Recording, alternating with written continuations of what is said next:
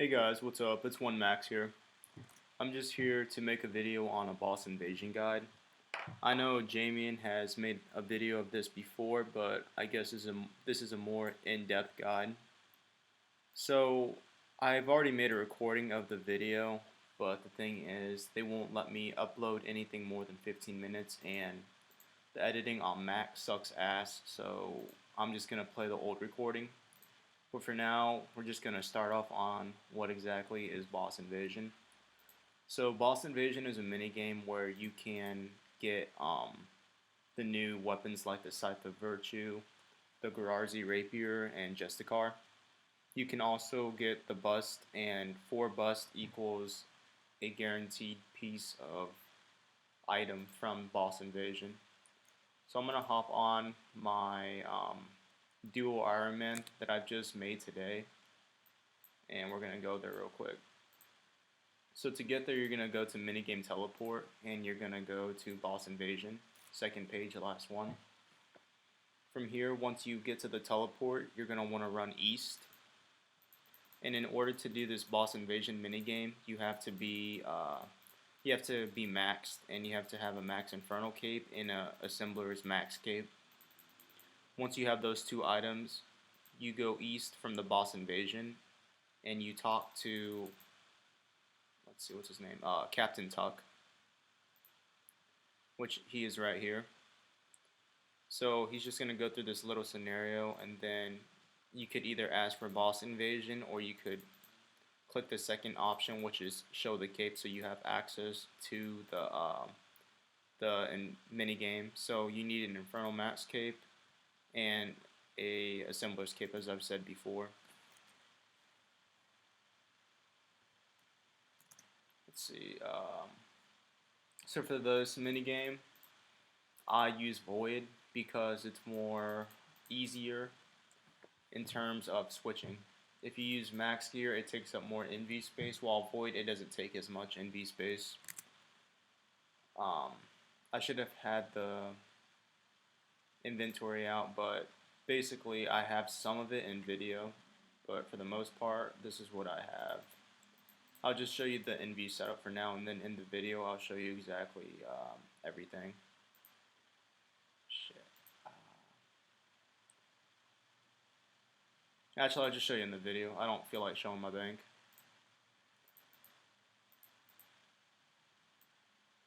So here is the recent recording that I just had. So basically I'm using full void, a rapier because everyone can have it.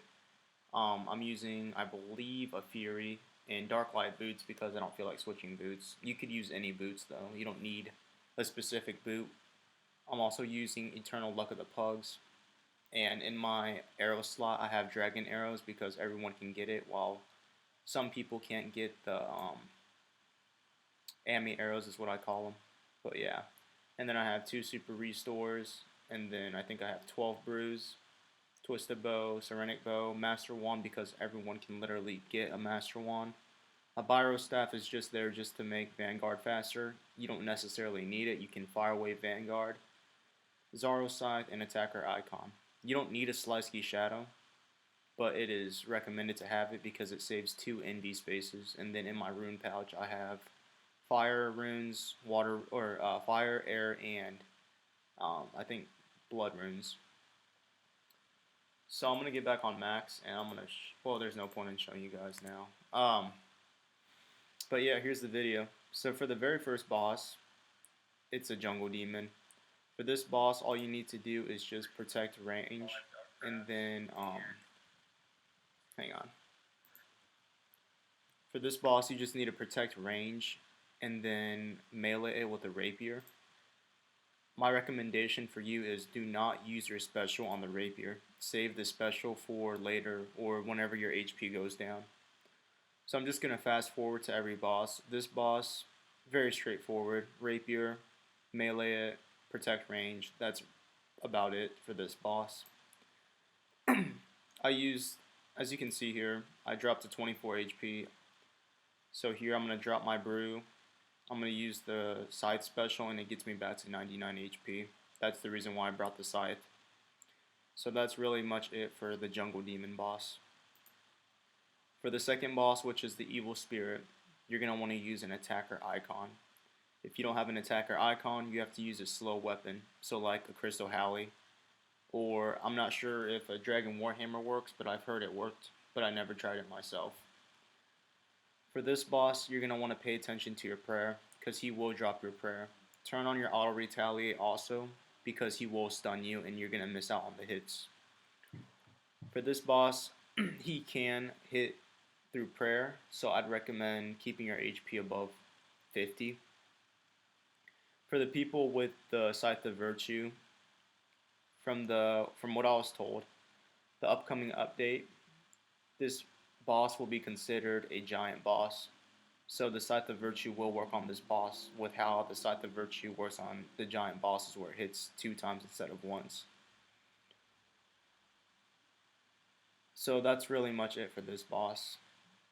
Just have on your auto retaliate, pay attention to your HP and prayer, and that's really about it.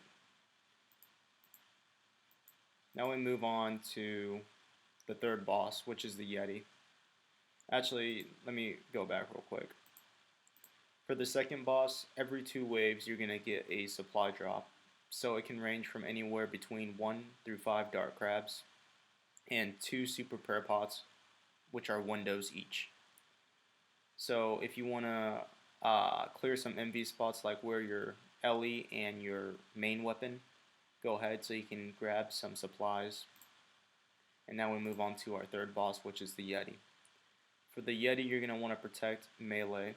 You're going to use Fire Wave on it, and then you're just going to run around. So you're basically running in a rectangular pattern to save food.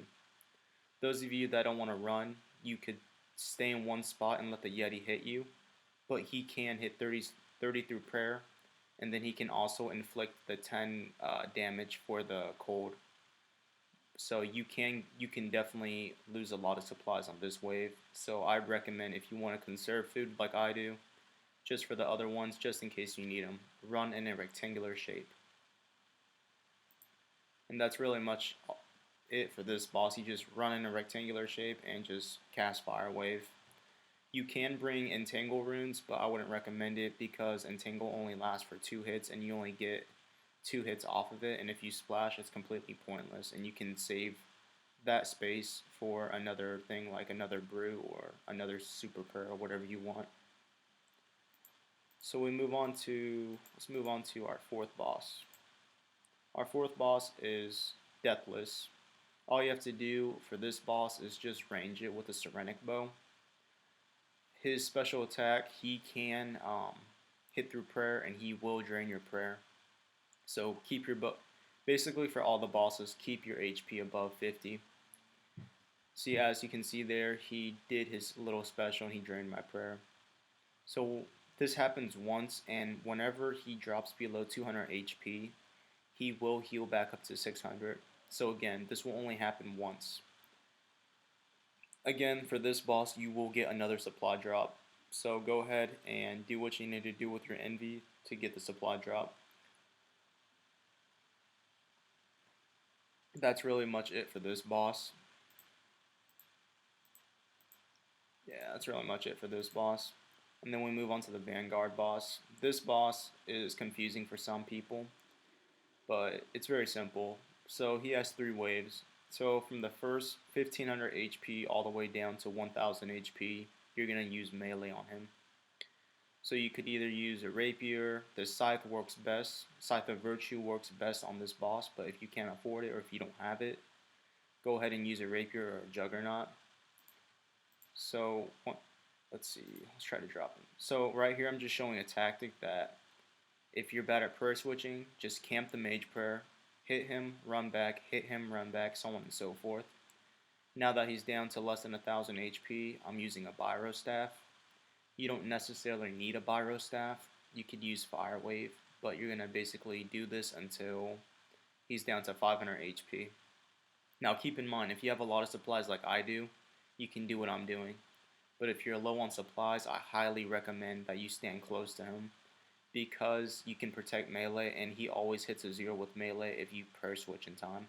While he's on magic, he's constantly going to hit. He rarely hits a 0 with magic or mage. So just make sure that you are paying attention to your supplies. So now that he's dropped to 400 HP, I'm just going to go ahead and finish him off with the Twisted Bow. Some people have asked me, can you receive any other drops from Boss Invasion? And the answer to that is yes. You could receive a pet drop either from the Vanguard or the next boss, which is Hazel. You could either receive a Vanguard pet from this wave, or you can receive a Bat pet from the next wave. So I'm going to go ahead and fast forward to the next wave. I'll just show you the death, why not? So here you have Hazel. I recommend you use a Serenic Bow because Twisted Bow got nerfed on this wave. I guess it was too overpowered and it was constantly hitting 100. So for this wave, you could either use a Serenic Bow, or if you don't have a Serenic Bow, you could use Ellie and Armadillo Crossbow with Zenti Bolt Enchanted, because the bolts do heal you, so that's another way to conserve food. So for this boss, again, you want to keep your HP above 50 because he does do the special attack where he can hit 40s through prayer and he will drain your prayer. Occasionally he will spawn bats, which will do 10 to 20 damage, so in that case, if you have a scythe and you're low on HP, use the scythe special on the bats to heal back up. Once you're done killing the bats, go back to Hazel and camp them, and then that's really about it for Boss Invasion. And then here, I just show what I got in the loot. You're either going to receive a small casket, a medium casket, or a large casket. If you have elite rank, again, you're going to receive double Boss Invasion points. And that's really much it for the video. If you guys have any questions, let me know in game, or you can ask anyone on Discord. But other than that, I hope you guys enjoyed the video. I might make a Iron Man series next. I'm not sure yet, but we'll have to see. But again, if you guys have any recommendations, leave it on the comment section or go ahead and PM me. Thanks for watching.